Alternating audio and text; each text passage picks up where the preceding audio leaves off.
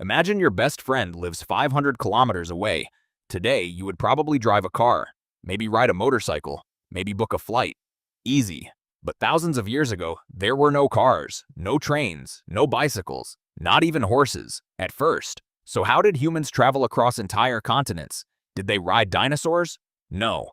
Humans and dinosaurs never lived together. Did they ride mammoths? Not exactly. So how did our ancestors explore the world long before engines, long before roads, and sometimes long before wheels? For hundreds of thousands of years, humans had only one reliable way to travel: their own legs. It sounds almost disappointing, but our ancestors were incredible walkers. Some groups probably traveled 20 or even 30 kilometers in a single day. Imagine carrying your child on your back, a spear in one hand, food in the other, and still needing to reach the next river before sunset. There were no backpacks, no comfortable hiking boots, no energy bars waiting along the trail. If you became tired, you rested for a few minutes and kept moving. Early humans didn't travel because they enjoyed exploring. They traveled because food disappeared, animals migrated, rivers dried up, or winter was coming. Staying in one place often meant starving. Moving meant surviving. Little by little, those long walks spread humans across Africa, Asia, Europe, Australia, and eventually the Americas. But walking had one obvious problem: you could only carry so much. Sooner or later, humans needed another solution. Before people found something to ride, they first learned how to carry things more efficiently. Early humans made simple bags from animal skins. They tied tools together using plant fibers. They created slings that let mothers carry babies while keeping both hands free. Even a strong walking stick became an important travel companion. Every extra kilogram made a difference. Imagine walking for days with everything you owned on your shoulders. A heavier load meant slower travel. Slower travel meant burning more energy. More energy meant finding more food. Everything was connected. Humans weren't just becoming better travelers, they were becoming better problem solvers. They learned that survival wasn't always about being stronger. Sometimes it was about being smarter. But even the best bag had one major weakness: it still depended on human muscles. The next breakthrough would come from an animal that most people would never guess. Surprisingly, the first animal to help humans travel wasn't a horse. It was the dog. Long before dogs pulled sleds, they were already traveling alongside humans. At first, they helped by hunting, protecting camps, and warning people about danger. But over time, humans discovered something else. Dogs could carry small loads. Some wore simple packs made from animal hide, transporting food, tools, or supplies while people walked beside them. In snowy regions, they eventually began pulling small sleds across the frozen ground. It wasn't fast, and they couldn't carry huge amounts of weight, but every kilogram the dogs carried was one less kilogram on human shoulders. For the first time, people weren't traveling alone. They had partners.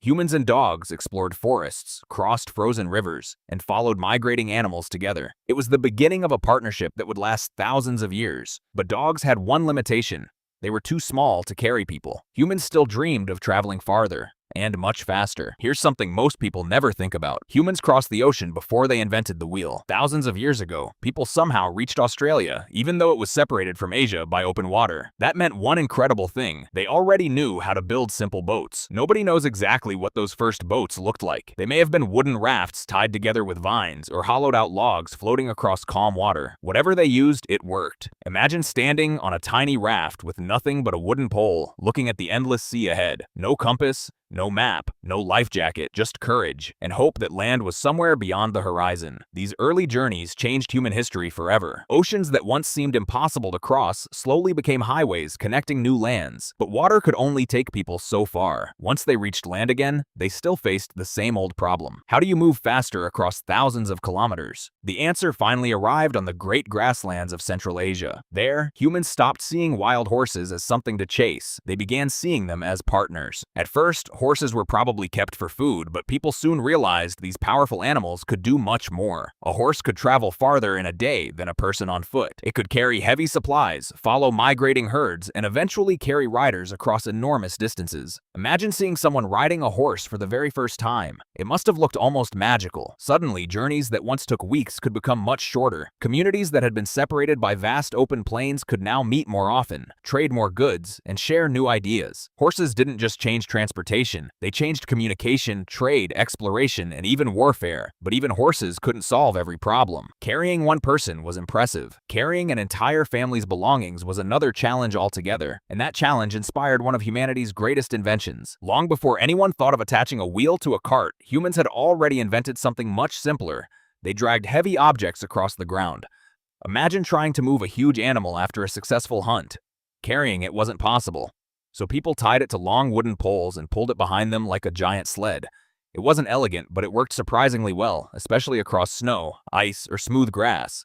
Over time, humans began building stronger sleds from wood. Then they realized something important.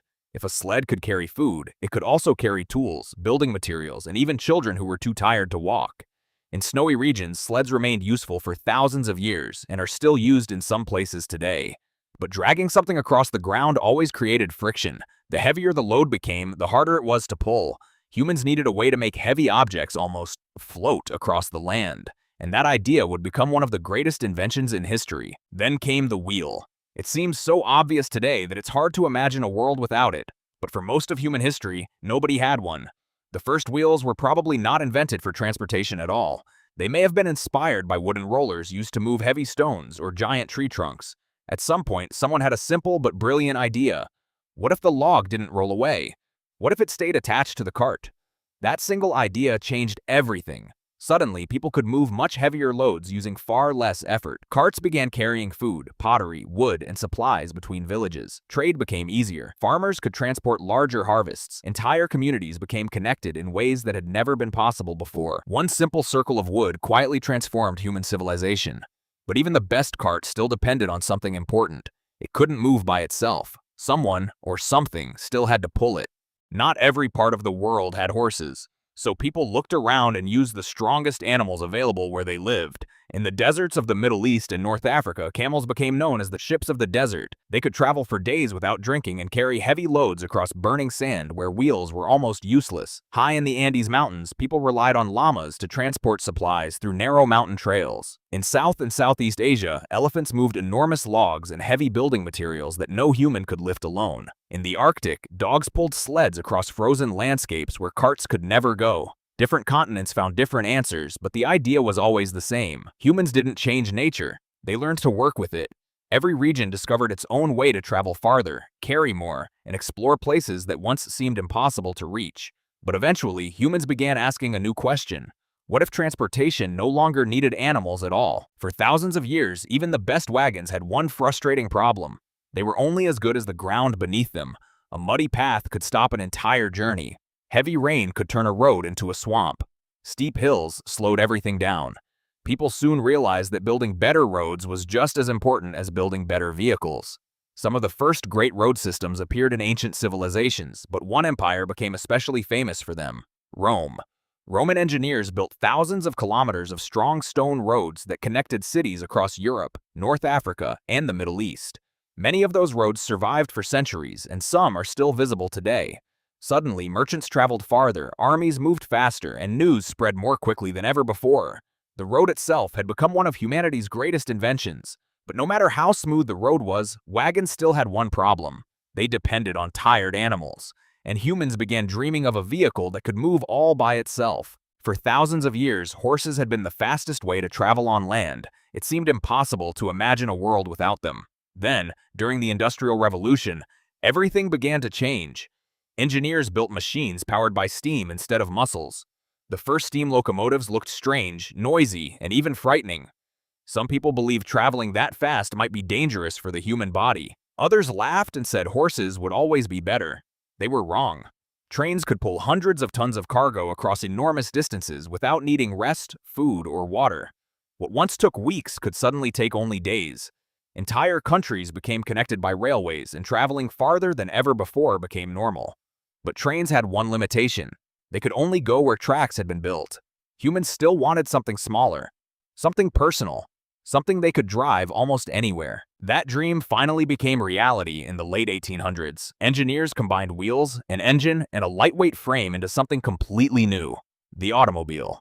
At first, many people weren't impressed. Cars were expensive, slow, noisy, and broke down often. Horses were still faster on many roads. Some cities even worried that these strange machines would scare animals or cause accidents. But year after year, cars improved. Roads became smoother. Engines became more reliable. Fuel became easier to find. Before long, families could travel farther than ever before without depending on horses or train schedules. A journey that once took weeks on foot could now be completed in a single day. Humanity had spent thousands of years searching for faster ways to move. And that search had finally led to the machine parked outside millions of homes today. The next time you get into a car, remember, you're not just starting an engine. You're continuing a journey that began hundreds of thousands of years ago with nothing more than a pair of human feet. Every step, every boat, every sled, every horse, every wheel, and every road brought us a little farther. Sometimes the most ordinary things we use every day are the result of humanity's longest adventures.